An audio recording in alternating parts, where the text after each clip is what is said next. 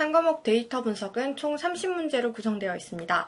다음 내용에서 설명하는 척도로 옳은 것은 측정 대상이 갖고 있는 속성의 양을 측정하는 척도로 절대적 원점이 없습니다. 절대적 원점이 없다는 말은 두 척도의 관측값 사이의 비율 자체도 의미가 없다라고 얘기를 할 수 있는데요. 정답은 4번, 구간 척도에 대한 설명이죠. 같이 한번 볼게요. 일단 순서 척도는요, 측정 대상의 특성이 가지는 서열 관계를 관측하는 척도이고요. 명목 척도는 측정 대상이 어떤 집단에 속하는지 분류할 때 사용해요. 뭐 너가 서울에서 태어났니, 아니면 뭐 경기도에서 태어났니 등 출생 지역에 따라서 나눌 수도 있고요. 성별로도 나눌 수가 있겠죠. 비율 척도는 절대적 기준인 0값이 존재하고 사측 연산이 모두 가능해서 제일 많은 정보를 가지는 값입니다. 연간 소득 뭐 이런 것들을 우리는 비율 척도라고 얘기를 할 수 있습니다. 다음 문제입니다. 다음 중 산포와 위치의 측도에 대한 설명으로 옳지 않은 것은입니다. 정답은 4번이죠. 데이터 세트 내에서 특정 값의 위치를 나타내는 것은 우리는 백분위수라고 얘기를 합니다. 다음 문제입니다. 다음은 슬립 데이터를 활용한 서머리 함수 결과입니다. 이에 대한 해석으로 옳지 않은 것은입니다. 자, 같이 하나씩 볼게요. 일단 첫 번째, 리액션 변수의 평균이 298.5가 맞는지 한번 볼게요.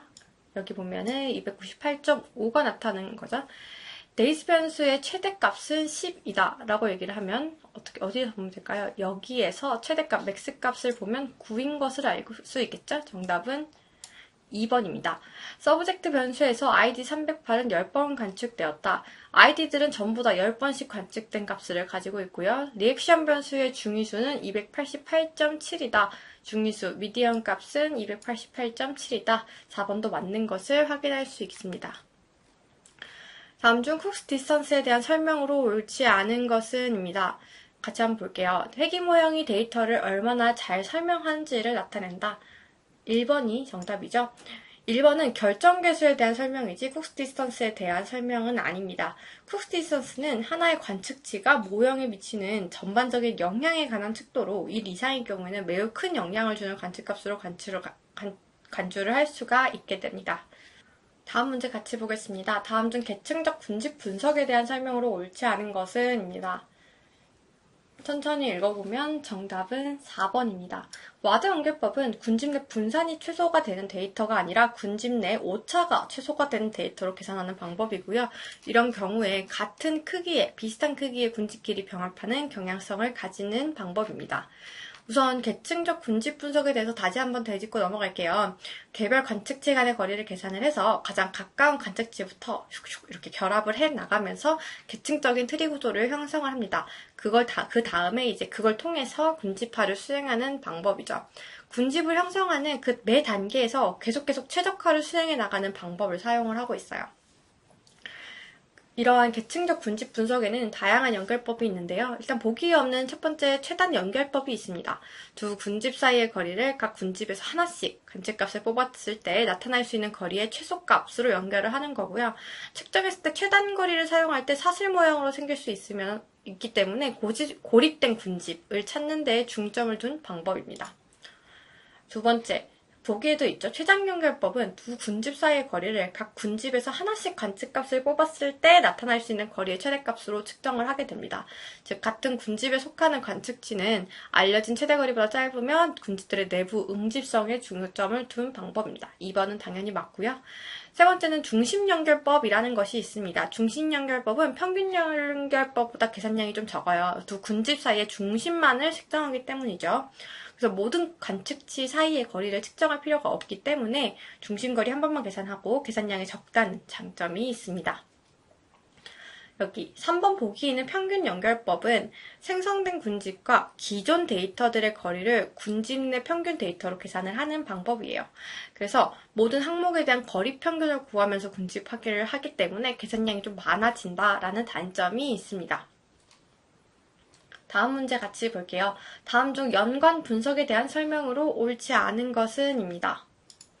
정답은 2번이죠.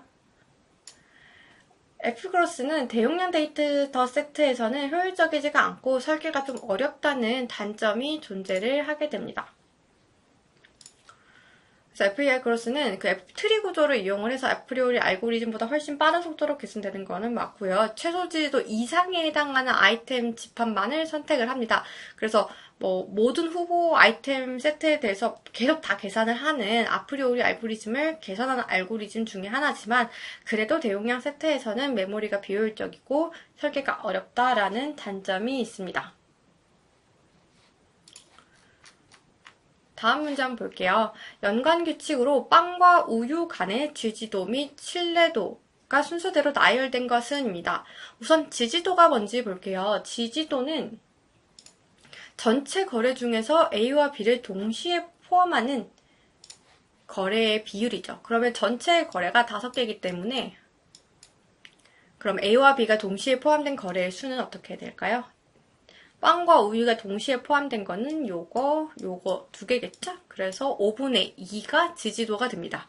다음은 신뢰도입니다. 신뢰도는 A 상품을 샀을 때 B 상품을 살 확률에 대한 척도를 얘기를 해요. 그래서 A가 포함된 거래수 분의 A와 B가 동시에 포함된 거래수를 얘기를 합니다.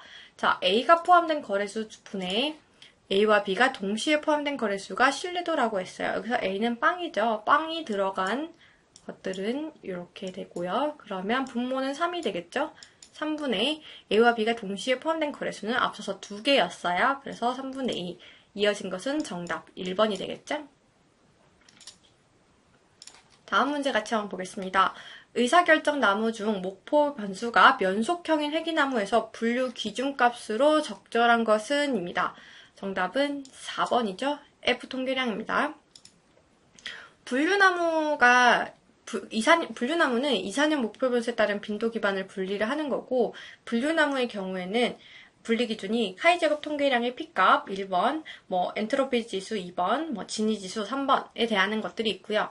F 통계량은 당연히 해기나무에 대한 기반 분리 기준이겠죠. 그래서 분산 분석의 F값, F 통계량, 그리고 분산의 감소량이 분리 기준이 될 수 있습니다. 다음 문제입니다. 앙상블 모형의 배깅에 대한 설명으로 옳지 않은 것은 정답은 3번이죠. 배깅의 단점 중에 하나는 계산 복잡도가 굉장히 높다라는 문제가 해야 됩니다.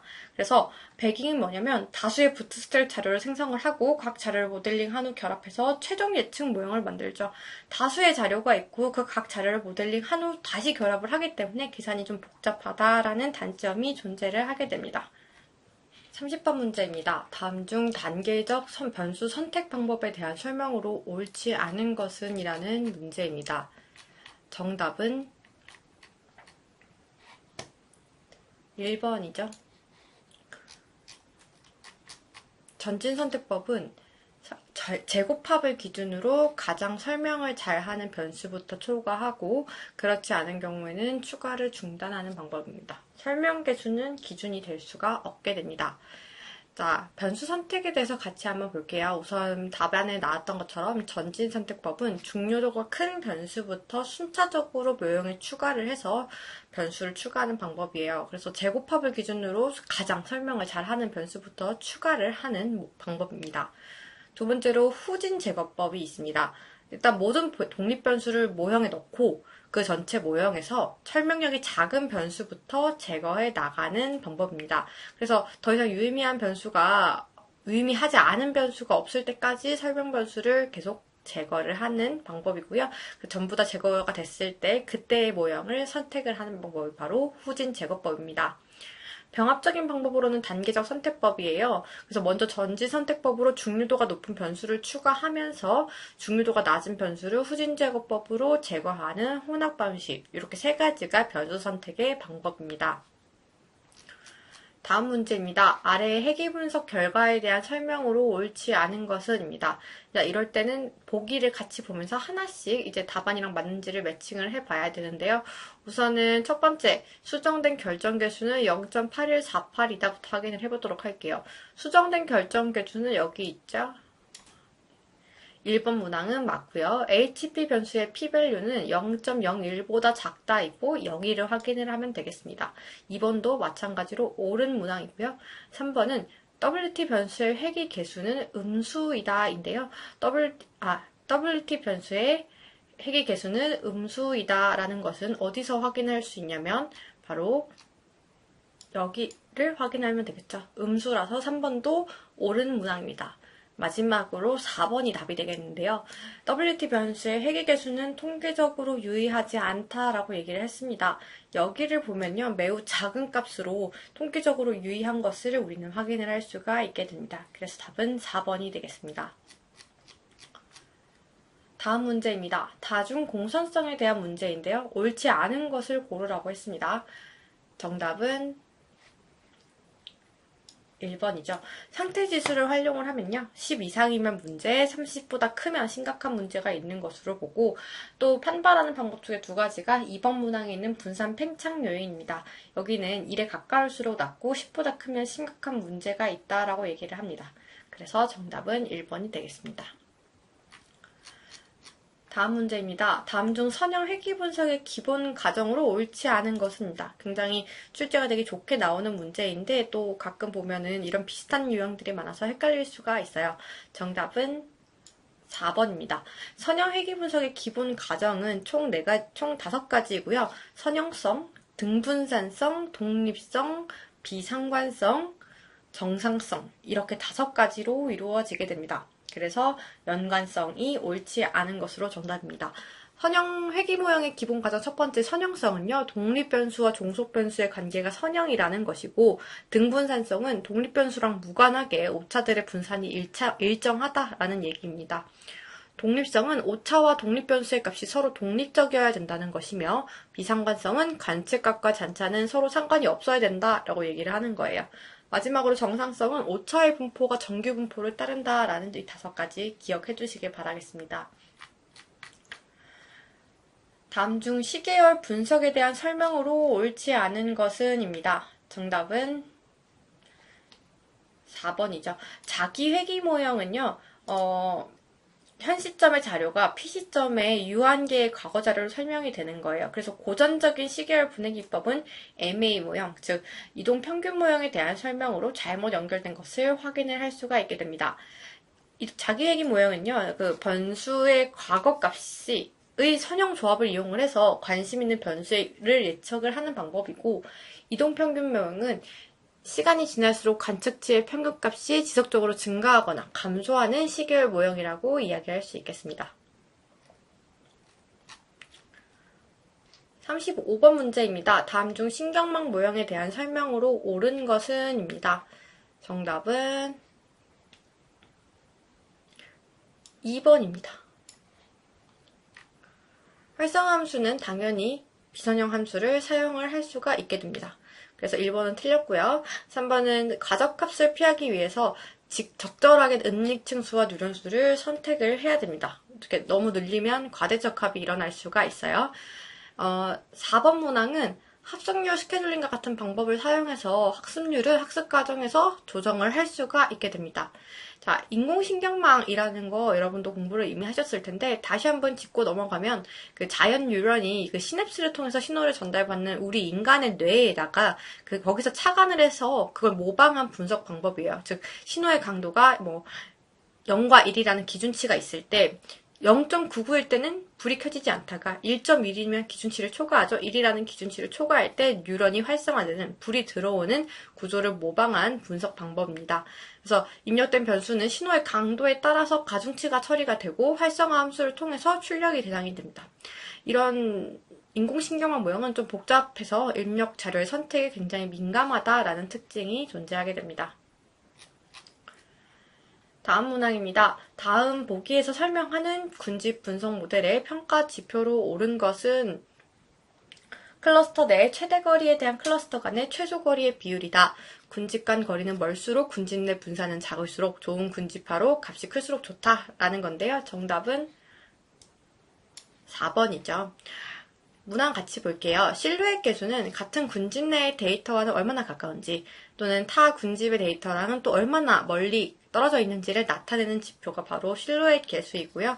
중심연결법은 그 계층적 군집 분석에서 나왔었죠. 두 군집의 중심 간의 거리를 측정하는 방법 중에 하나입니다. 그러면 팔꿈치기법이라고 하는데요. 엘보우 메소드는 클러스터 개수를 늘렸을 때 데이터 간의 평균 거리가 더 이상 감소하지 않는 경우에 그 값을 선택하는 방법을 우리는 엘보우라고 얘기를 합니다. 37번 문제입니다. 다음 중 상관계수에 대한 설명으로 옳지 않은 것은? 입니다. 정답은 3번이 되겠죠.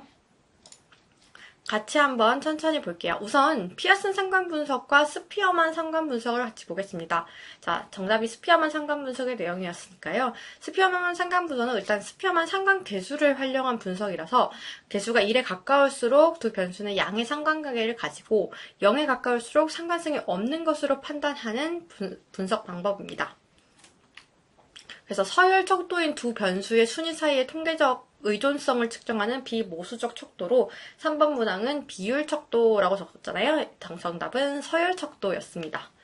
자, 그렇다면 피어슨 상관분석은 뭐냐? 얘는 피어슨 상관계수를 활용한 분석입니다. 당연하게도 두 변수 간의 선형적인 상관관계를 측정을 하고요. 선형적인 상관관계라고 했으니까 당연히 연속형 변수의 상관관계를 측정을 하겠죠? 다음 문제입니다. 다음 중 범주형 종속 변수에는 진위지수를, 연속형 종속 변수에는 분산 감소량을 사용하는 의사결정나무 알고리즘은입니다. 정답은 CART였죠. 1번 C4.5와 C5.0 이거는 범주형 목표 변수에만 사용이 돼요. 분류 기준으로는 그래서 엔트로피 지수를 사용하게 됩니다. 3번은 정보 이득을 기반으로 가장 유용한 속성을 기준으로 분리를 하는 거고요. 4번은 범주형 및 연속형 목표 변수에만 사용이 되고 분리 기준으로는 카이 제곱 통계량을 사용합니다. 39번 문제입니다. 다음 중 통계적 가설 검정에 대한 설명으로 옳지 않은 것은? 입니다. 정답은 1번이 되겠죠. P값이 작을수록 기무가설을 지지하는 것이 아니라요. P값이 즉 P밸류가 작을수록 해당 검정 통계량의 관측값은 기무가설을 기각하는 것으로 해석을 할 수가 있게 됩니다. 이런 것들은 좀 헷갈릴 수가 있으니까요. 기무가설이 무엇인지, 대립가설이 무엇인지, P값은 그거에 따라서 어떻게 활용이 되는지를 잘 기억을 해두면 좋을 것 같아요. 40번 문제입니다. 다음 중 모수 검정과 비모수 검정에 대한 설명으로 옳지 않은 것은? 입니다. 정답은 3번이죠. 모수 검정은 데이터가 어떤 분포를 따르지 않아도 사용할 수 있다는 비모수 검정에 대한 내용이고요. 모수 검정이란 데이터가 특정 분포, 보통은 정규 분포를 얘기를 하는데 그것을 따른다고 가정을 합니다. 결측값에 대한 문제입니다. 다음 중 결측값에 대한 설명으로 옳지 않은 것은? 입니다. 결측값은 일단 입력이 빠진 값으로 NA, NaN, 난값 등으로 표현이 되는 것 맞죠? 그다음 완전 무작위 결측이란 어떤 변수에서 살짝의 결측값이 다른 변수들과 아무런 상관이 없는 것을 얘기한다. 맞죠? 무작위 결측이란 어떤 변수의 누락 데이터가 특정 변수와 관련되어 일어나지만 그 변수의 결과와는 관계가 없는 경우이다. 이것도 맞습니다. 그럼 답은 4번이 되겠죠? 처리 절차는 부호와 대체 식별 순으로 진행이 되는 것이 아니라 일단 결측값을 식별을 하고 그것을 부호와 NA 값, NaN 값 또는 0 값, 99999 등으로 대체를 한 다음에 그 다음에 그 대체하는 방법, 대체 순으로 진행이 되겠죠. 그래서 정답은 4번입니다. 결측값 처리에 활용되는 완전 분석법에 대한 설명으로 옳지 않은 것은? 입니다. 정답은 4번이 되겠죠.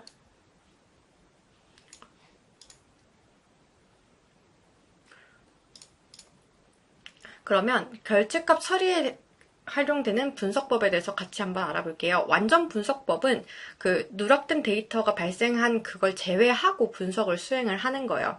분석은 되게 쉽지만 부분적으로 무시되는 자료가 있어서 통계적 추론의 타당성 좀 고려해야 되는 그런 문제가 발생을 해요. 예를 들어서 우리가 설문조사를 1000명 거를 했는데 다들 뭐 나이를 안 적은 사람도 있고 직업을 안 적은 사람도 있고 거주지를 안 적은 사람도 있어요. 한 칸이라도 빈 칸이 있는 설문지는 다 빼버리는 거예요. 그러면은 그 제외되는 데이터가 굉장히 많겠죠. 그렇게 되면 통계적 추론의 타당성 문제가 발생을 할 수 있습니다. 평균 대치법입니다. 결집값을 자료의 평균값으로 대치를 해서 불완전한 자료를 완전한 자료로 만드는 방법이에요. 그래서 통계량의 표준오차가 과성 추정될 수 있는 이 방법은 바로 평균 대치법입니다.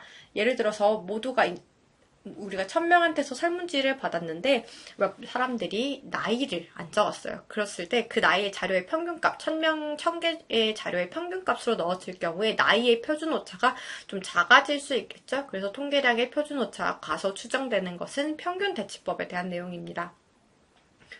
단순 확률 대치법도 있어요. 단순 확률 대치법은 평균 대치법에서 관측된 자료를 토대로 추정된 통계량으로 결집값을 대치할 때 확률값을 부여하는 거예요. 그냥 평균값을 넣는 게 아니라 거기에 일정한 확률값을 부여한 후에 대치하는 방법을 단순 확률 대치법입니다.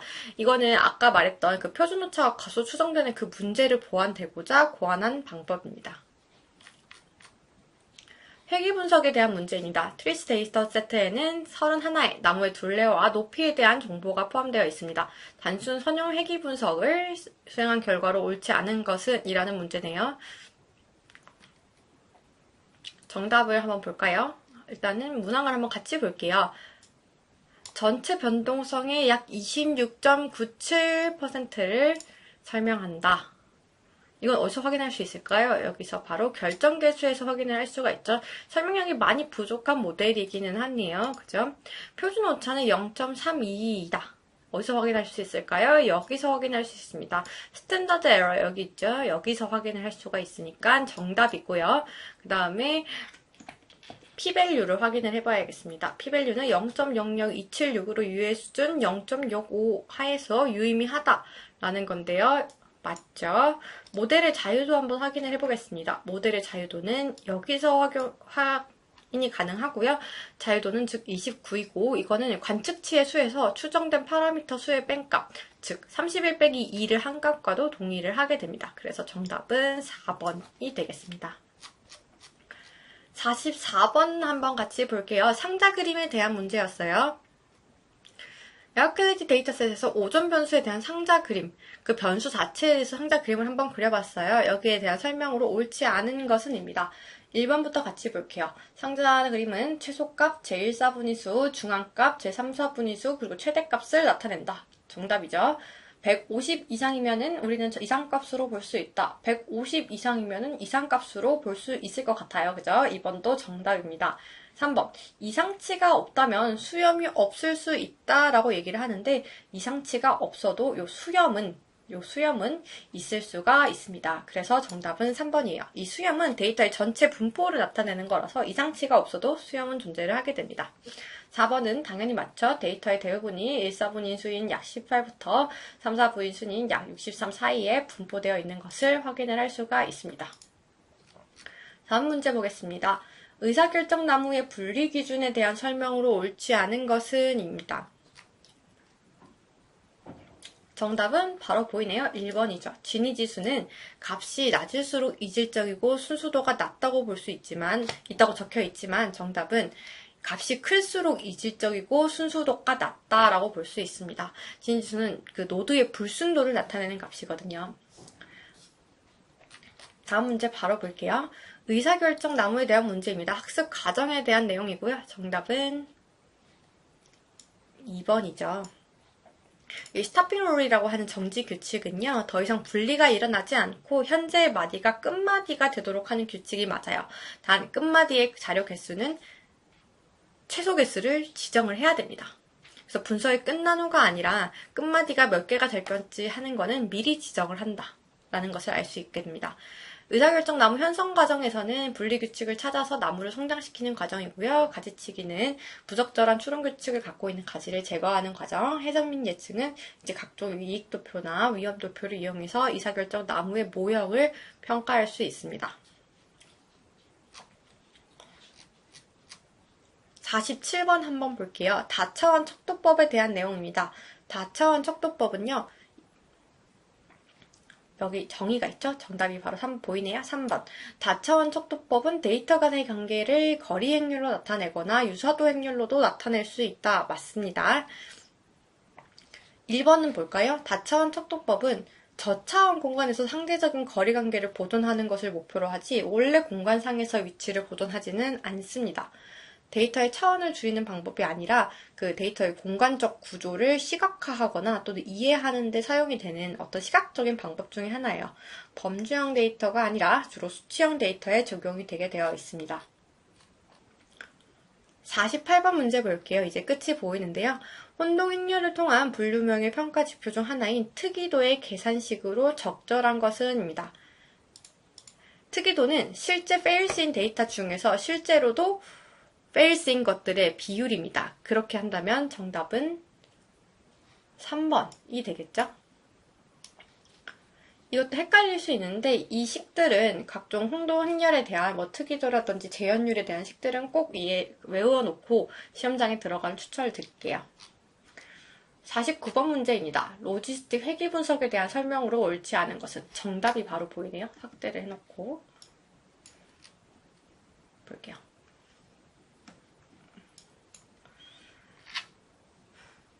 로지스틱 회귀 분석에 대한 설명으로 옳지 않은 것은입니다. 정답은 1번이겠네요. 오즈에 로그를 씌우는 변화는 맞는데 범위가 -1과 1이 아니라 0과 1일 때 출력값의 범위를 마이너스 무한대와 무한대로 조정한다 라는 것입니다. 로지스틱 회귀 분석은 종속 변수가 범주형인 경우에 사용되는 회귀 분석이고요. 그 새로운 설명 범수가 딱 주어졌을 때 각 범주에 속할 확률이 얼마인지를 추정을 해서 분류하는 목적으로 사용이 됩니다. 그래서 오즈비나 오즈에 대한 문제들은 자주 출제되지는 않는데 그래도 간간히 한 문제씩은 나오고 있으니까요. 개념 정도는 꼭 보고 가시는 걸 추천드릴게요. 마지막 문제입니다. 다음 중 시계열 분석의 분석 절차로 옳은 것은 정답은 2번입니다. 시간 그래프 작성을 한 다음에 추세와 계절성을 제거를 하고요. 잔차를 예측을 합니다. 그리고 그 잔차에 대한 예측한 잔차에 대한 모델을 적합을 시킨 후에 우리는 미래 예측을 하는 이 일련의 과정이 시계열 분석의 분석 절차입니다. 자, 이렇게 답안 해설도 같이 넣어놨으니까요. 문제 한번 꼼꼼하게 풀어보시면 좋을 것 같습니다. 이렇게 ADS-B 40일의 기출보건 문제를 같이 풀어보았는데요. 이 기출보건 문제는 보건 과정에서 오류나 아니면 잘못된 것들이 발생할 수 있어요. 그래서 그런 것들은 댓글로 알려주시면 감사하겠습니다. 좋은 결과 있기를 바라겠습니다. 감사합니다.